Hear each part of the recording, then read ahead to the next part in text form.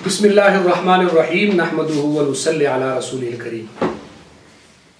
अजीज़ भाइयों दोस्तों, एक सवाल बहुत ज़्यादा किया जाता है और उस सवाल के हवाले से मैंने ज़रूरी समझा कि आपको एक जवाब बता दूं।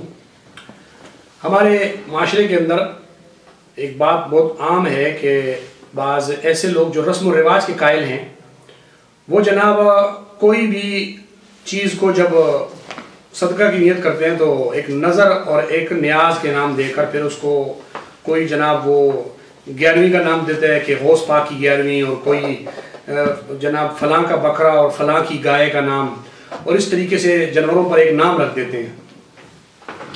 जब हम उन लोगों को ये बात बताते हैं कि ये चीज़ के बुज़ुर्गों के नाम के ऊपर जानवरों को या उनके तकर्रुब के लिए जानवरों को जो है ना दो, तो वो जवाब देते हैं कि जी हम तो नज़र व न्याज अल्लाह ही के लिए करते हैं, सिर्फ नाम उसके ऊपर बुजुर्गों का रखते हैं।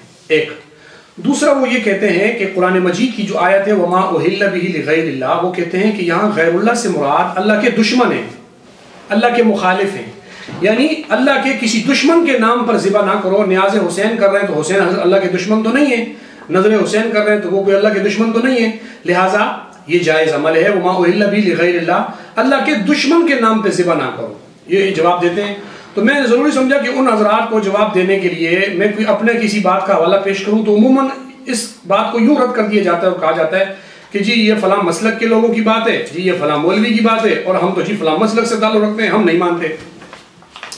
तो मैंने ज़रूरी समझा कि आज उनको जवाब देने के लिए एक हवाला पढ़ देता हूँ, सारा मसला वहीं हल हो जाएगा और हमेशा के लिए इंशाअल्लाह हल हो जाएगा। मानने वाले कोई झगड़ा नहीं करेंगे, वो कहेंगे जी हम ऐसे अपने मसलक के बड़े आलिम और हमारे लोगों ने जिसको इतना बड़ा दर्जा दिया हुआ है, हम उसकी बात को रद्द नहीं कर सकते। ये मेरे पास किताब है, मैं आपको स्क्रीन पे भी दिखाता रहूँगा। ये किताब है इअलाई कलिमतिल्लाह फी बयानी वमा उहिल्ला बिही लिगैरिल्लाह।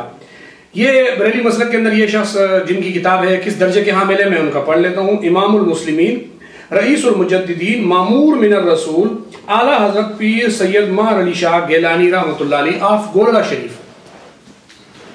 ये किताब उनकी है और इसके सफ़ा नंबर 43 के ऊपर ये सवाल मौजूद है कि आयत वमा उहिल्ला बिही लिगैरिल्लाह का माना क्या है और इस आयत का मिज़दाक कौन है। हज़रत पीर महर अली शाह साहब जवाब में फरमाते हैं, फारसी और उर्दू दोनों मौजूद हैं, आप फारसी देख लें, मैं आपको उर्दू में समझा देता हूँ। इसका माना है कि और दूसरा वो जानवर जिस पर आवाज़ बुलंद की जाए और शोहरत दी जाए कि ये जानवर गैर खुदा के लिए और वो गैर बुत हो, ख्वाह खबीस रूह हो, जैसा कि भोग के तौर पर जानवर भेंट चढ़ाते हैं, ख्वाह जिन हो या जो किसी घर में या किसी के सर पर मुसल्लत हो और बगैर जानवर लिए तकलीफ देने से बाज ना आए, या किसी तोप पर काबिज हो और उसे चलने से रोके रखे, या उसी तरीक पर किसी पीर या पैगंबर के लिए कोई जिंदा जानवर मुकर्रर कर लें। ये पीर और पैगंबर का लफ्ज़ सुन लें, इससे पता चल रहा है कि ये वमा उहिल्ला बिही लिगैरिल्लाह में अल्लाह के दुश्मन मुराद नहीं है, बल्कि गैरुल्लाह से मुराद हर वो शख्सियत जो अल्लाह के अलावा है, या किसी पीर या पैगंबर के लिए कोई जानवर जिंदा मुकर्रर कर लें, ये सब हराम है। और हदीस शरीफ में वारिद है मलऊन मन ज़ुबिहा लिगैरिल्लाह, यानी जो शख्स गैर खुदा के तकर्रुब के लिए जानवर ज़िबा करे वो मलऊन है। ज़िबा के वक़्त खुदा का नाम ले या ना ले, जैसे वो सवाल करते हैं कि हम जी पहले नाम रख देते हैं, बाद में हम ज़िबा के वक़्त अल्लाह का नाम लेते हैं। कि हज़रत फरमाते हैं कि ज़िबा के वक़्त खुदा का नाम ले या ना ले, क्योंकि जब उसने मशहूर कर दिया कि ये जानवर फलां शख्स के लिए है तो फिर ज़िबा के वक़्त खुदा का नाम लेना कोई फ़ायदा ना करेगा, क्योंकि निस्बत और शोहरत से उस जानवर में इस कदर खुबूस पैदा हो चुका है। ये सफ़ा नंबर 44 शुरू हो गया, जो मुर्दार से भी ज़ायद है, क्योंकि मुर्दार ने अल्लाह ताला के नाम के सिवा जान दी है और इस जानवर की जान को गैर खुदा के लिए मुकर्रर करके ज़िबा किया गया है और ये बिल्कुल शिर्क है। जब ये खुब्स इसमें सिरायत कर गया तो फिर खुदा का नाम लेने से हलाल ना हो सकेगा। कुत्ते और सूअर की तरह जो अल्लाह ताला का नाम लेकर ज़िबा करने से कभी हलाल नहीं हो सकते।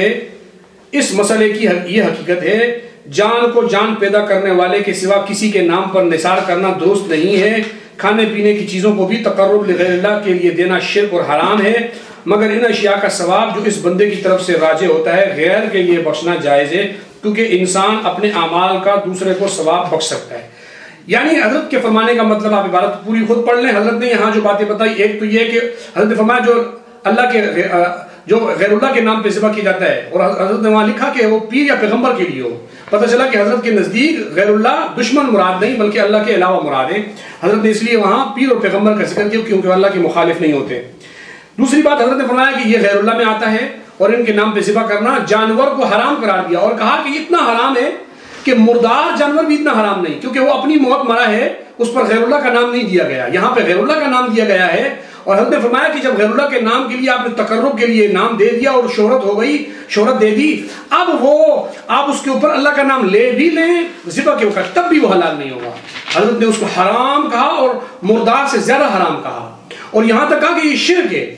तो लिहाजा ऐसे लोगों से गुजारिश है कि जो इस तरीके से नज़र व नियाज का नाम लेकर और फिर उसके ऊपर अपने, ये जो हमारे पाकिस्तान के अंदर कुछ ऐसे मौलवी बैठे हुए हैं कि जो इस तरह के मसाइल को उल्टा अवाम के जहनों में एक जहर बोलते हैं कि जी देखो जी ये मसला यूं है, ये मसला यूं। वो पीर मेहर अली शाह साहब का इस हवाले को पढ़ लें और अपने अकीदे और नजरियात को ठीक कर लें, ताकि क़यामत के दिन उनको अल्लाह के सामने शर्मिंदा ना होना पड़े।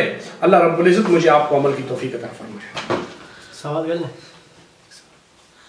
ये कहते हैं कि जब हम फातिहा पढ़ते हैं ना, उसमें तो अल्लाह ही का नाम लेते हैं। दूसरा ये है कि हम सूरह फातिहा पढ़ते हैं, उसमें आयतें पढ़ते हैं, फिर हम अगरचे किसी के नाम पर हम ये नियाज करते हैं, तो इसमें क्या मसला है? तो कुरान है ना। इसका वैसे मैंने जवाब तो आपको दे दिया एक।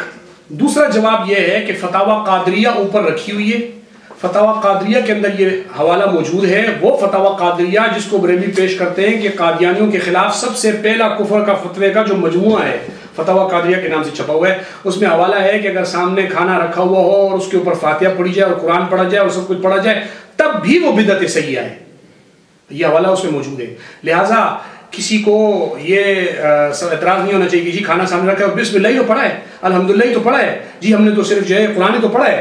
वो हज़रत ने लिख दिया वहाँ पर, खुद वो आलिम मौलाना मोहम्मद लुधियानवी साहब फतावा कादिया में उनका फतवा मौजूद है, उन्होंने लिखा ये बिदअत सय्या है, मतलब हसना की तो उन्होंने गुंजाइश ही नहीं छोड़ी। लिहाजा इस मसले का उन्होंने जवाब दे